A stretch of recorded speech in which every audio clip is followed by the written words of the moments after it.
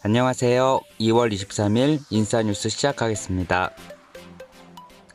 새해 들어 포용을 약속했던 문재인의 리더십이 도마 위에 오르며 신현수 민정수석이 다시 돌아왔습니다. 투명인간 취급을 받았던 그의 컴백이 제겐 식스센스와 유주얼 서스펙트에 버금가는 놀라운 반전이었는데요. 일단 문정부의 검찰 개혁을 둘러싼 골문 상처는 일시적으로나마 봉합되는 것처럼 보입니다. 앞서 신현수는 박범계 법무부 장관을 평생 볼 일이 없을 것이라고 말하였는데요. 그랬던 신현수가 대통령으로부터 주도권을 약속받기라도 한 걸까요? 박범계의 대통령 패싱 의혹까지 불거진 상황에서 박범계와 신현수 이 둘의 공조는 곧 제2의 갈등으로 이어질 것이고, 이는 본격적으로 정권 말 문재인 정부의 레임덕을 부추길 수 있지 않을까 하는 걱정이 듭니다. 곧 다가오는 차기 검찰총장 인선 과정에서 신현수가 제 역할을 잘 할 수 있을지, 저는 신현수의 퇴진은 결국 시간 문제가 아닐까라고 생각하고 있는데요. 여론이 거세지자 일단 급한 대로 수습은 하였으나 문재인이 결국은 신현수의 후임자를 찾지 않을까 하는 생각이 듭니다. 신현수의 이번 결정과 컴백이 나라의 근간을 제대로 잡기 위한 귀환이기를 진심으로 희망합니다. 대통령의 조문부터 서울광장의 시민 분향소까지 고 백기환 통일문제 연구소장과 관련하여 많은 말들이 있습니다.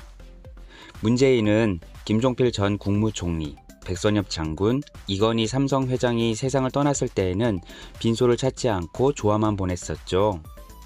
하지만 백기환의 빈소에는 직접 방문하였는데요. 이러한 행동은 자칫 진영 대결의 한편에 선 대통령으로, 협치 없는 대통령의 조문 정치로 비춰질 수도 있을 것 같습니다. 대통령이 연이 있었던 민주, 인권, 여성운동가의 빈소뿐만이 아니라 보수 진영 정치인 혹은 기업인의 빈소를 직접 방문해 임기 말 협치 중요성을 몸소 실천했다면 참 좋았을 텐데 하는 아쉬운 마음이 드네요.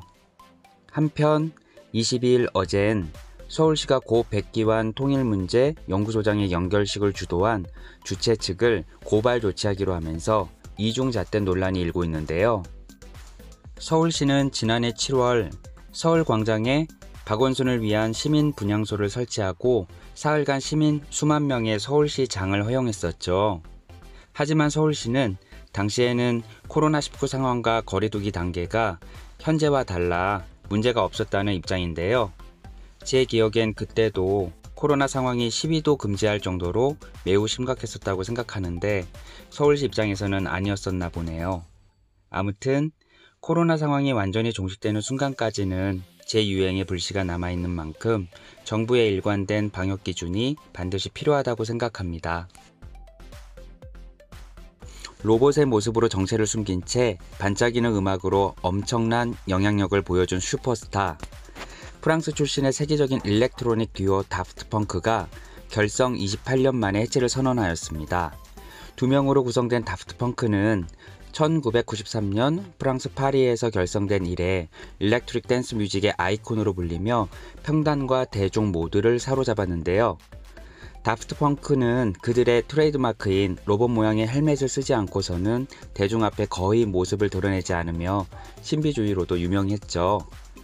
이제 무대 위에서 그들을 볼 수 없다는 것이 너무나 안타깝습니다.